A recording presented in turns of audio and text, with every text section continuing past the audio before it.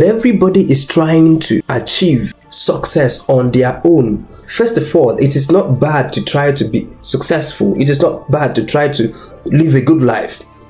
But anytime you find a society that is focused on self, me, myself, and I, you know that it's a dysfunctional society. But they want to work so hard so that dysfunction does not apply to them. Insecurity is a major problem. And some of us will recall, several years ago, the only thing you had to do to protect yourself from criminality is to build a house and erect a high fence. And as the society began to degenerate, instead of solving the problem of insecurity, we now got to the point where you no longer have to have only high fences. You have to have high fences and also to put broken bottles and metallic objects on your fence. That alone is enough protection. And at some point, insecurity began to degenerate to the point that, look, your high wall is not high enough now. The broken bottles in your fence can no longer protect you. You may need to have dogs, or you may need to have people we call megats, local security people. So instead of collectively coming together, how can we address the issue of insecurity? People are now trying to, okay, let me make enough money so that insecurity will not apply to me. So once I can erect my fence, once I can make it 12 coaches of blocks, once I can put bottles there, okay, once I can hire a guard, okay, once I can buy police dog, okay, now, okay, once, and the security was degenerating right before our eyes.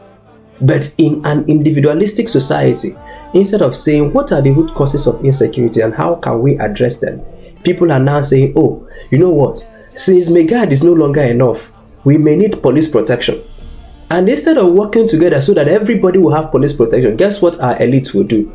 Let me work so hard, and even people who are not in the elite, to make money so that I can have 3 mopos, 3 mobile policemen guarding my house. Okay, let me make money so that I can now have 6 mopos guarding my house. And so nobody wants to solve the issue of insecurity. They just want to solve it for themselves. That's why they want to have high walls. But when the high walls is no longer protecting them, they put broken bottles. When it's no longer enough, they put electric wire guards. When it's no longer enough, okay, they will now need megad and dogs. If it's not enough, they will now need police. And there was a time in Nigeria, if you had 3 or 4 policemen, you are safe. But today, 6 or 7 policemen is no longer enough to keep people safe. You have to have 6 or 7 mobile policemen plus military resources. And you have to tuck yourself inside a bulletproof vehicle. And we're telling our politicians and we're telling our elites, there are problems you cannot solve at the individual level.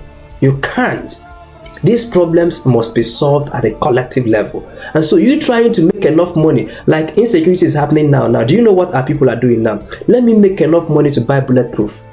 That's where your politicians are going. That's where almost all the governors in Nigeria today all have bulletproof vehicles.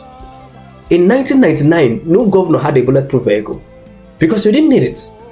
But it's not just governors now that have bulletproof vehicles. The speakers of the State House of Assembly are angling for their bulletproof vehicles. The deputy governor is angling for bulletproof vehicles. The wife of the governor is angling for bullet. This is at the government side alone. Then come to people who are not in government. Come to your business elites. Everybody that makes 1,000, 1 million, 2 million, 3 million is now trying to go and acquire police protection. But now they are learning that police protection can no longer be enough. That you need bulletproof. And we are telling people, look, what you are doing is to try to solve for yourself problem that you cannot solve for yourself. Between last year and now, more than 6 politicians have been attacked in their bulletproof vehicles, or 6 members of the society, both politicians, both religious elites. A lot of them, yeah, their policemen get killed, but then because they are in a bulletproof vehicle and they are able to escape. But we're telling them today that if you don't solve insecurity at a societal level, it will get to the point where you may have to start building bulletproof homes. Because if they attack you on the road, they can't get you. They will come to the house. And so make sure that your houses are bulletproof. Make sure that your houses are bomb-proof. Make sure that your houses are fireproof, because they will acquire all these technologies. And also make sure that your bulletproof vehicle now has the capacity to disappear. Because anybody who studied bulletproof, you don't even need to study it. Once you can pin the vehicle in a spot, it is completely compromised. And so we're telling politicians now, yes, your vehicle is bulletproof. Is it fireproof?